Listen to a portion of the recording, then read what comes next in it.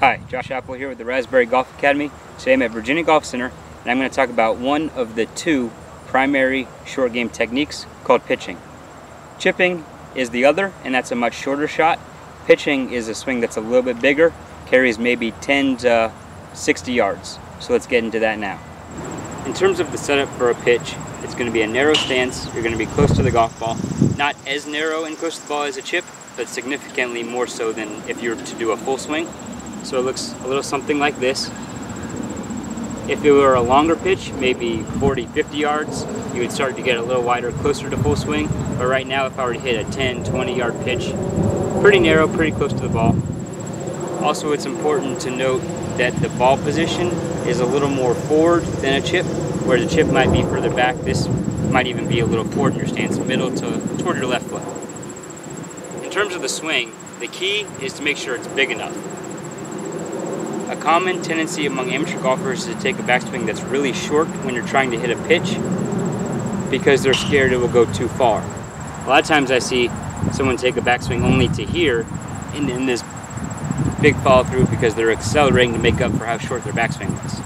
The key in pitching is to make sure the club head gets past here, where it's even with your hands or parallel to the ground. The club head needs to get past that point in order to be pitching. And also notice my body is turning. I'm rotating.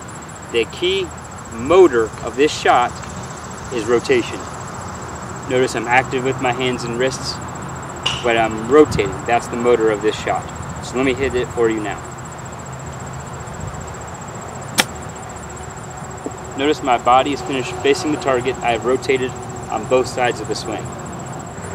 From the down the line angle, you'll again see my body's going to rotate. I'm going to make sure I swing big enough on both sides. It's the same amount of swing back and through, rotation on both sides. All of the elements of a full swing, such as weight transfer, rotation, using your arms, using your wrists, all that applies to pitching, unlike a chip where it's just rocking your arms and shoulders. So now watch from down the line angle.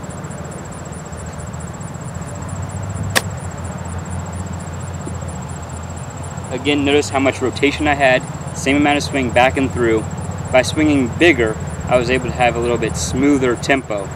Again, when you do a backswing that's too short, you tend to rapidly accelerate in blade shots and they go too far. The opposite would be true if you took it too far back and decelerated and chunked it. So it is important not to swing too big, find that happy medium. So make sure you go out, do some practicing, find what length of swing is right for the shot you're trying to hit, because the length of swing is what controls how far the ball goes, rather than swinging short every time and trying to hit it. So go out, practice some pitching, make sure you're rotating, make sure your club head gets past this point where it's even with your hands, and hopefully that works for you. My name is Josh Apple, and that's your tip of the day.